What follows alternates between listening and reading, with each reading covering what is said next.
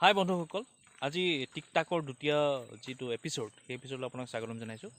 মই বৰ্তমান উপস্থিত আছোঁ হামৰেণ আৰু বৈঠাংছুৰ এটি পথত। আৰু এই পথটোত এটি খুব প্ৰাকৃতিক মনোমোহা এটা দৃশ্য আছে। সেই দৃশ্য মই আপোনালোকক দেখাবলৈ চেষ্টা কৰিম। আৰু এইটো সঁচাকৈ এটি খুব মৰম লগা আৰু এইটো মন আপ্লুত কৰি নিয়া মনমোহিনী এটি পৰিৱেশ, আৰু সেইটো মই আপোনালোকক আজি দেখাবলৈ চেষ্টা কৰিম। বন্ধুসকল, এয়া চাওক, পাৰ্বত্য জিলা পশ্চিম কাৰ্বি আংলঙৰ হামৰেণ আৰু বৈঠাংছু সংযোগী যি পথ আছে, সেই পথৰ নিচেই কাষতে আপোনালোকে দেখিব পাব এটা খুব সুন্দৰ প্ৰাকৃতিক মনোমোহা এটি পৰিৱেশ। এই পাহাৰৰ মাজে মাজে ধুনীয়া ধুনীয়া গছ, সৰু ডাঙৰ ধুনীয়া ধুনীয়া গছ, আৰু এই গছবোৰে এটি সুন্দৰ প্ৰাকৃতিক মনোমোহা দৃশ্যৰ সৃষ্টি কৰিছে। আৰু লগতে এয়া পাহাৰত খেতি কৰা পথাৰ, আৰু এই পথাৰে অন্য এটি মন কাঢ়ি নিয়া এটি পৰিৱেশ সৃষ্টি কৰিছে। এই সঁচাকৈ মন আপ্লুত কৰি নিয়া এটি পৰিৱেশ দেখিছে। আৰু দূৰ দূৰণিলৈকে পাহাৰ, আৰু এয়া আচলতে পাৰ্বত্য জিলা পশ্চিম কাৰ্বি আংলঙক কোনোবা সময়ত অসমৰ চেৰাপুঞ্জী বুলি কোৱা হয়, আৰু অসমৰ ছুইজাৰলেণ্ড বুলি কোৱা হয় কোনো ঠাইত। এয়া দেখিছে ছুইজাৰলেণ্ডৰ দৰে পৰিৱেশ, খুব সুন্দৰ পৰিৱেশ। আৰু এতিয়া পৰিৱেশটো অকণ বেয়া হৈছে, আৰু কেইদিনমান পিছত হয়তো ইয়াতকৈ সুন্দৰ পৰিৱেশৰ সৃষ্টি হ'ব। আৰু বৰষুণ পৰিলে ইয়াৰ এটা খুব সুন্দৰ মনোমোহা দৃশ্যৰ সৃষ্টি হয়। আৰু এই খুব সুন্দৰ এটি পৰিৱেশ, আৰু ইয়াত আহিলে মন প্ৰাণ মানে ৰঙীন হৈ পৰে বুলি কয়। হয় বন্ধুসকল, এই যি প্ৰাকৃতিক পৰিৱেশ আপোনালোকক দেখালোঁ, আৰু এই প্ৰাকৃতিক পৰিৱেশৰ এটি ক্ষুদ্ৰ বৰ্ণনা দিব মোৰ লগত উপস্থিত আছে মোৰ বন্ধু। তেওঁ হৈছে লক্ষীপ্ৰসাদ নাথ, এয়া মোৰ বন্ধু। আৰু তেওঁ হৈছে DY365ৰ সংবাদদাতা বৈঠাংছুৰ পৰা।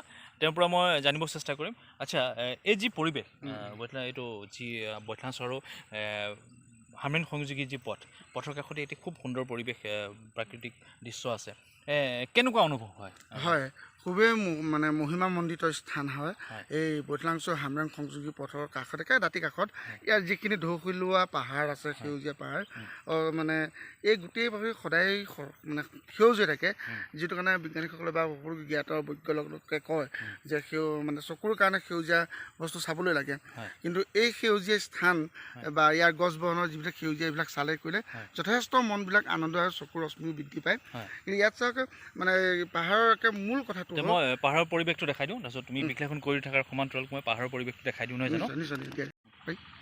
ঢৌফুলীয়া যিখিনি পাহাৰ আছে, ইয়াৰ অন্যতম কৃষিভিত্তিক স্থান। আৰু এই পাহাৰতে বাঁহ খেতি হয়, ঝাৰু খেতি হয়, আৰু এইটো একদম আনাৰসৰ বতৰ। এই আনাৰসৰ বতৰত মানে ইয়াৰ যিখিনি আনাৰসৰ ৰসে চৌ চৌ কৰে। ইমান সুন্দৰ আৰু সোৱাদযুক্ত আনাৰস হয়, তামোল হয়। ইয়াত মানে বিভিন্ন খেতি কৰে, আৰু ইয়াৰ মূল জনসাধাৰণৰ লোকসকলৰ মূল খেতিটো কৰে ঝুম খেতি, আৰু ঝুম খেতিৰ পৰাই যথেষ্ট তেওঁলোকে লাভান্বিত হয়, আৰু এইটো তাহানিৰ পৰাই কৰি আহিছে। আৰু এই যে তলত যিবোৰ পাহাৰত খেতি কৰা, এইবোৰ ঝুম খেতিৰ এটা পৰিৱেশ, এইটো ঢাপ খেতি কৰে। আৰু এইটো মানে ইটো পাহাৰ সিটো পাহাৰ মাজৰ যিখিনি পানী বৈ যোৱা মানে স্থান, সেইখিনিতে মানে সঁচাকৈ এটি খুব মনোমোহা পৰিৱেশ, হয়, একদম খুবেই মন প্ৰাণ মানে একদম হাত পৰি যোৱা, একদম প্ৰশান্তি লৈ পোৱা এটা স্থান। আৰু যিমান আছে অসমৰ ৰাইজক এটাই কওঁ যে ইয়ালৈ আহক, এই ৰূপ লাৱণ্য উপভোগ কৰক, যথেষ্ট ভাল পাব। আৰু এটা কথা জানিব বিচাৰিম, এই যিবোৰ গছ আছে, এই গছবোৰ, এই সুদূৰ যি দূৰত এই গছবোৰ, এইবোৰ গছবোৰ আচলতে কি গছ? আচলতে এইবিলাক মানে এইটো ঝাৰু খেতি কৰে, এইটো ঝাৰু খেতি বুলি কয়। আৰু এই ঝাৰুটো তেওঁলোকে মানে ইকনমিকেলি বহুত ডেভেলপ হৈছে আজিকালি, কৰে সেইখিনি ঝাৰু খেতি। এইবোৰ সম্পূৰ্ণ ঝাৰু খেতি বুলি ক'ব পাৰি, যিখিনি মানে কাটা হৈ আছে এইখিনি মানে ঝাৰু খেতি। আৰু লগতে বাঁহ খেতিও আছে। আৰু এই যি দূৰ দূৰণিত মানুহবোৰ আছে, ইমান দূৰত আৰু সুন্দৰ এটা পৰিৱেশ ন, এই পৰিৱেশে মানুহখিনিক স্বাৱলম্বী বা তেওঁলোকে জীৱিকাৰ কিবা পথ তেনেকুৱা কিবা আছে নেকি ইয়াতে? আচলতে মানে কি আছে, তেওঁলোকে মানে জীৱিকা পথ নাথাকিলে তেওঁলোকে ইয়াত বাস কৰিবলৈ নোৱাৰে। কিন্তু তেওঁলোকৰ এটা পৰম্পৰাগত এটা মানে বৈশিষ্ট্য আছে, যি মানে বহুতো ঘন বা দূৰত তেওঁলোকে পাহাৰীয়া আচুতীয়া জেগাত এই ঝুম খেতিৰ কাৰণে তেওঁলোকে সংঘবদ্ধ হৈ থাকে। আৰু ঝুম খেতিৰ কাৰণে তেওঁলোকে বিভিন্ন স্থান থাকে, আৰু পাতল জনবসতি তেওঁলোকৰ এটা চাৰিত্ৰিক বৈশিষ্ট্য তাৰমানে। হয়, নিশ্চিতভাৱে এইটো এটা খুব সুন্দৰ পৰিৱেশ, নহয় জানো, আমাৰ পাৰ্বত্য জিলাখনৰ কাৰণে।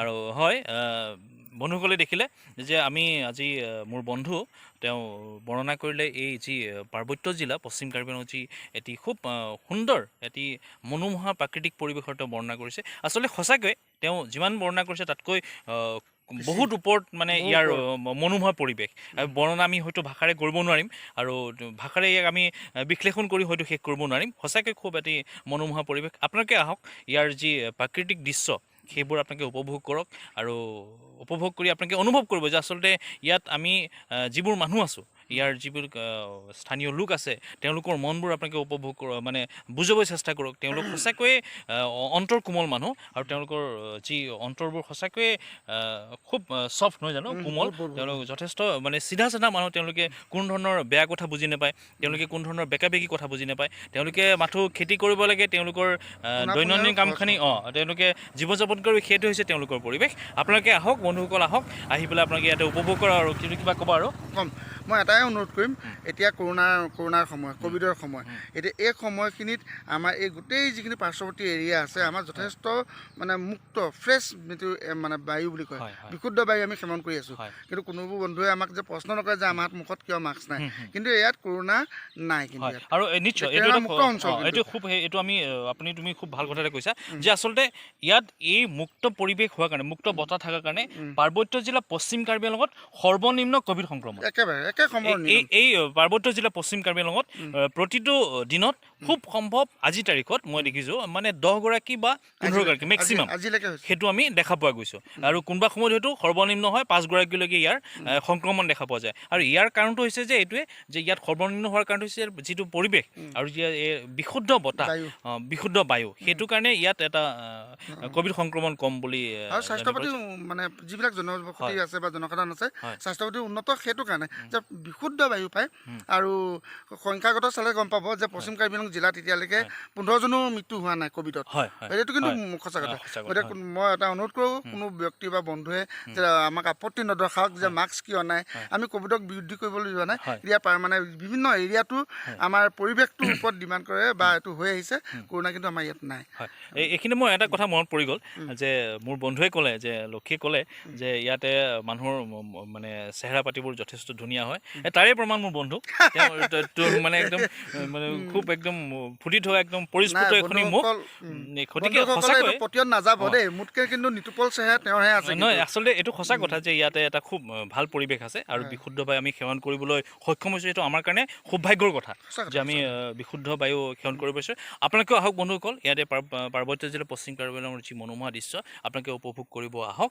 আৰু আহিলে আমি সঁচাকৈ আনন্দিত হ'ম তে আজি টিক টাক অনুষ্ঠানৰ পৰা বিদায় লৈছোঁ পৰৱৰ্তী অন্য এটা অনুষ্ঠানত আকৌ লগ পাম ধন্যবাদ